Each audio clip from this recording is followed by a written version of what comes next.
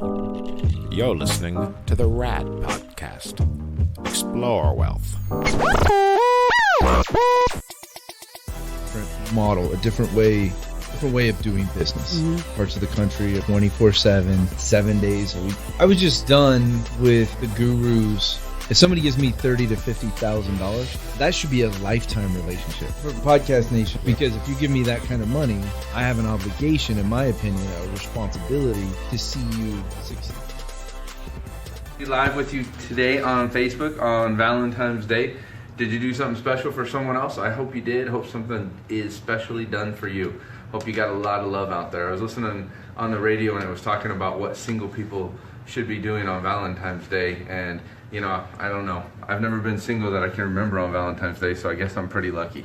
One of my first dates with my wife ever was on Valentine's Day, and I remember we're in Laguna Beach. We went to a restaurant, and I had a nice white, dress shirt on, and as a man walks by, he bumped a red glass of wine, and I had red wine from my shoulders all the way down to my waist, completely on my front, and that was the first Valentine's Day with my wife. So we're going to get to it today. We have a lot to cover and some really great information.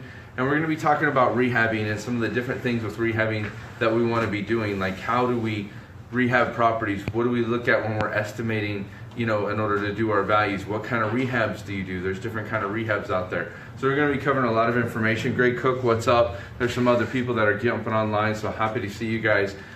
So much fun that we're able to share our business inside with you, that you're able to get underneath the sheets with us and really look at how's the business run, how does it operate, how does it function. And so one of the things over the years that I've learned about rehabbing is the kind of rehabbing you do.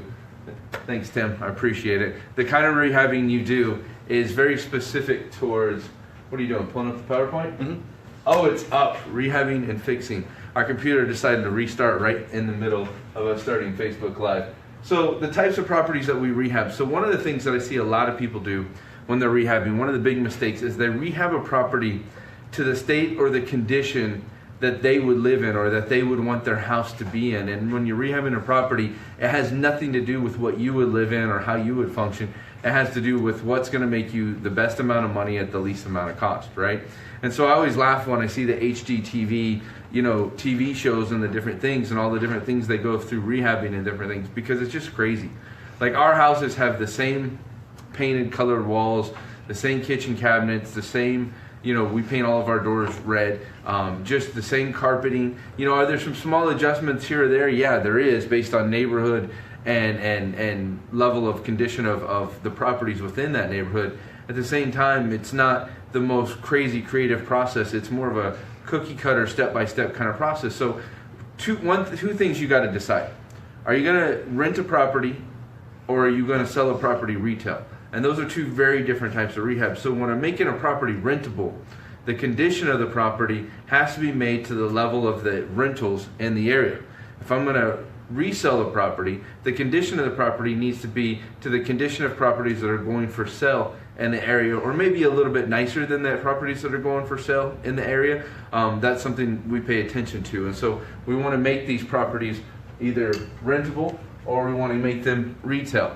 And so I'll give you an example. A rentable property is, we had a property on Valerno Street in Houston, Texas, and it was probably one of the worst smells I've ever experienced in going into a property in my life. And I remember the first time I ever took a rehabbing course or fix-up course, they said, if it smells like money. I said, if it smells like something else. So I walked into the house, and as I opened the front door, it was like a poltergeist hit me. The smell was so bad. And so as I looked to the left as I walked through the foyer, there's piles of cat poop, this wide and this tall, and I'm talking hundreds of piles of cat poop. And what it was there was a hoarder who had lived in the house, had died, had bags and bags of cat food, and the cats and the person that was dead lived in the house for quite a long time before someone opened the front door. And so it was just, it was bad. It was bad. And so, we did a bunch of things for rehabbing the property. One of the thing you do if you're going to get cat smell out of a house is you have to strip the property down to the studs, just basically make it naked, and then you have to wash it with white vinegar, right? White vinegar. And that's kind of what neutralizes the smell. But you've got to wash everything. You've got to wash the heating ducts, and you've got to wash, you got to go up into the attic and do it. Even though the attic wasn't where the cats were using the restroom, the smell permeates through the house. And so it's everything. It's everything you can think of. I mean, if there's a garage and there's concrete on the ground in the garage, you got to wash that concrete to get it out. And so we had done this entire rehab, and our contractor, the GC we had hired, didn't use white vinegar. He used bleach. He thought bleach was a better idea. And I've known white vinegar, and I told him white vinegar, and yet he thought bleach would work. And so he bleached everything. And so after he did the carpets, he did the walls, and the house settled a little bit, the smell was still there. And I was like, it's like, man. I was like, what are we going to do in this situation, right? Like, kind of the choices, you rip up the carpets, take down the drywall, and you have to re-vinegar everything in order to get that smell out. And I said to myself, you know what? This is a rental. This is a rental rehab. I said, let's just put it on the market for rent. Let's put it on the market for 30 days, 60 days, see what happens. Because maybe somebody will come through who doesn't have a sense of smell or has cats and as loves cats. And so what happened was someone came through in the first week with obviously no sense of smell and rented the property. And they've been the renters there for over 2 years. Never once have complained about the smell, never once have had a challenge with it, never at all. They love living there. Actually asked us if we were willing to sell the property to them. And I'm just like, whew. Because that'd be another $15,000 to $20,000 on the rental rehab if we had to go through that whole process. But that's the epitome of the story of a rental rehab. Another example of a rental rehab is our Forest Falls property had red shag carpet in it, right? Now, we don't put red shag carpet in any of our houses, but it was brand new red shag carpet. And I'm thinking to myself, well, we could rip up the entire carpet, 1,500 square feet, X number of dollars per square foot, it might cost me a couple $1,000. You know what? Carpet's usually one of the last things we put into a property, so let's go ahead and do the rest of the rehab. Let's go ahead and leave the carpet in. Let's clean the heck out of it, right? And let's just see. Week 1, somebody comes in and rents the property who liked red shag carpet, right? That's all a part of a rental rehab. It's when I'm selling a house retail, it's just completely different. And so when I'm selling a house retail, what I want to do is make the property marketable. And so what I do in this case is what I'm going to do is I'm going to go into the MLS. I'm going to go into Zillow, and I'm going to look at as many houses as close to the neighborhood as humanly possible to see what's going on in the market for sale. What's my competition? What's my competitors? A good example is we're currently flipping a property on Livingston Street in Philadelphia. Now, I know from history that 3-bedroom houses typically sell better and sell for more money than 2-bedroom houses. It's just a fact. But in this particular neighborhood, there's been dozens of homes that have sold in the last 2 years that are 2 bedrooms, and they have a big master bathroom, right? And they have a nice washer and dryer, and these are tight little homes. And, I think it's only like 1,200 square feet. And so for me, my instincts are, I want to make this a 3-bedroom home. But the reality is of the area in the neighborhood, it's a mature area, right? You have it's one of those areas where typically you probably have a couple that lives there, and they usually actually use the 2nd bedroom as like an office, right? And so their kids are grown. It's just that kind of area. And so what we decided to do was leave it as a 2-bedroom house. Now, to add another bedroom in that house would cost us some more money. And so saving money while at the same time speaking to what is the area asking for, what does the area want, right? Everybody always says real estate's location, location, location. That's true. But you need to understand your location and know what's going on when you're rehabbing a property. And so, my big thing We is interrupt this is a this question that comes up. broadcast to remind you to follow us on your favorite podcast platform. And don't forget to subscribe to our YouTube channel, the RAD Podcast.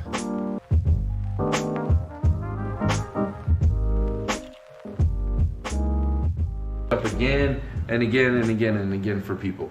And it says, can I rehab a property before the redemption period is up? Well, for some of you who are new, redemption period in tax auctions is the previous owner can buy the property back for a premium. So like in Texas, if I buy a property for $100,000, the redemption amount is 25%, so the premium is $110,000. $125,000. Now, usually if I buy something for $100 and within 6 to 8 months, if I get $125,000, that's a really good return on my investment money. So I really don't mind when my properties get redeemed. Now, sometimes I have so much equity in a property, I'm like, whew, that's freaking amazing, right? And so I really hope they don't redeem in that situation. So back to the crunching of this. So redemption, you have a right to make a house livable, to bring it to code, to bring it to standard, to bring it to a certain level. So with that, there's a lot of gray area in that. So I've had houses where I've gone in and I redo, the kitchen because the kitchen was completely destroyed, or I put in new HVAC because the HVAC is not working correctly. And so that kind of stuff is usually going to be covered by our redemption. And so what that means, if I buy the house for $100, I put $20,000 into rehab, and so now my redemption amount is going to be $145,000. And so you're not going to get a premium on that money you put back in. Now, we always ask for the premium on that because we've gotten it a few times, but the bottom line is you, by law, you don't have to get that premium when you put that money in rehabbing into it. Sometimes I don't rehab the property while it's under redemption if it's such a good freaking deal. Like, we bought a house in Philadelphia on 38th Street, and we bought it, I want to say, for like $47,000. The property needs like a $60,000 rehab, and it'll retail for about $225,000 right now. And so that's just like, that's blow your mind kind of numbers. And so if I begin rehabbing the property, what I'm going to do is I'm going to draw attention to it. People are going to, know, or like, the aunt's cousin who lives in the neighborhood is going to call the previous owner and let them know that, hey, that property you own that was falling apart and falling down, it looks brand new. And they might go and start looking into debt. So those are kind of properties sometimes we kind of let sit, and we don't begin rehabbing until after the redemption period. And so it's kind of one of those, it depends. Now, if you're brand new at this, it might be best for you not to start rehabbing during the redemption period because you don't have all your I's and T's crossed, which we can get into in some further trainings, and how to dot your I's and cross your T's to make sure you get paid on your rehabbing and on your, when you're investing into the property before the redemption period's up. So let's keep going. So houses, right? And so when I'm looking at houses, I like to grade my neighborhoods. And so an A neighborhood gets your luxury, rehab, like Beverly Hills, granite countertops, a swimming pool with decorative design and brand like carpet that makes you feel like you want to sleep on it, right? It's so nice and plush and fine, maybe a stained glass, front door or a stained glass window on the back of the house. It's gonna have all the amenities you could possibly think of and then some. That's your A class neighborhood. You're gonna landscape the yard, right? So that it's designed and it's pretty, and that's a very, very important for you to know. Now, a B neighborhood, that's kind of your middle class area, your middle class neighborhood. So in middle class areas, it's less about decorative design and it's more about clean, sharp, efficient, right? It's about the yard being finely manicured and cut, but it's not like you have to go and put cobblestone walkway into the house. It's about trees where they're trimmed and they look sharp, but it's not about having to add in a palm tree into the backyard. And so these are things. It might have a swimming pool, but doesn't have a swimming pool that has decorative design tile around the inner edge of it. And so it's about clean and sharp and efficient and looking good, right? And then in our C neighborhoods, these are very interesting. C neighborhoods, I might have a banister, a railing going up a stairway that is wood. And in a B or an A neighborhood, I might just completely replace the banister. But in a C neighborhood, I'm going to repaint the banister, make sure it looks nice, right? But I'm not necessarily going to replace it. And so these are just kind of some of the difference between your A's, B's, and C neighborhoods. And knowing what's going on in neighborhoods is very, very important. And so lots of times in my C neighborhoods too, I'm going to make these rentals. Because I can take a rental in a C neighborhood and I can package up and sell it to an outside investor. And so that's like kind of a whole nother model. You have your rentals and you have your retail, and then you have your investor rehabs. And so my investor rehabs is very similar to my rental rehabs. So I'm getting that property ready to resell as a package. So I'm going to sell that to an outside investor, with specific numbers. They're going to buy it from me for $60,000. the property's making $900 a month in cash flow. So it's all about their cash flow, that it's rented, that it's rehabbed, and it's in great working order, great working condition. So is that it? Or did we lose the PowerPoint? Let me see. There we go. So when I'm doing my rehab estimates, there's just numbers for you to live by. Now, one of the challenges with this is I've seen people teach rehabbing, and they give you these numbers that are very specific. They're like, well, to do a floor, it's going to cost you, $3 a square foot. To paint your walls, it's going to cost you, $2 a square foot. The reality is you don't know unless you're in that marketplace, unless you know the cost of materials and the cost of labor in that marketplace, because they're different all around the country. So in California, a full gut rehab for me is about $45 a square foot. In Texas, it's about $40 a square foot, but in Philadelphia, it's about $50 a square foot for me. So between $40 to $50 a square foot is for a full gut job rehab. What does that mean? And so for a full rehab, that means I'm replacing everything. Rewiring the house, redoing the plumbing, putting in new HVAC, having to do all the flooring, all the walls, all the ceilings, putting a new roof on it, redoing the yard, and I'm going to be at about that $40 to $50 a square foot. And so now I start to look at a heavy rehab. So a heavy rehab might means I'm going to be redoing everything in the house, but I don't have to replace one of the major mechanics. Maybe I don't have to replace plumbing, or I don't have to replace electric. And then a half rehab means my mechanics are going to stay in place, which is HVAC or electric, your plumbing, and then you're replacing carpet, walls, maybe the roof, doing some landscaping to the yard, those kind of things is about a half rehab. And then a remodel, refurbish might mean I have to completely redo one kitchen, but I have bedrooms maybe that just need some paint put on them. I'm probably leaving in the carpet in a lot of the house. I'm not putting in any major new appliances. I'm not replacing brand new HVAC. And then, if it's just a paint and carpets, and that's all I have to do, I might be $5 to $10 a square foot. So that should help you with estimating on your houses and getting a really strong idea about it. So that's the end of the content for today. I'm trying to make this short, impactful, sweet. I hope you're loving the level of content that we're putting out. I know our team's working hard for it.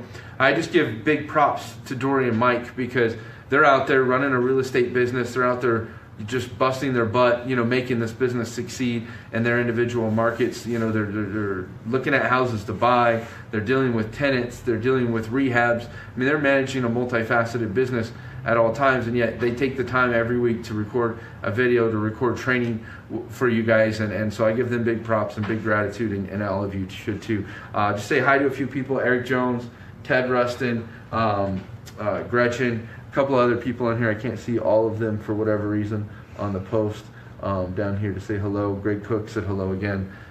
Anybody else?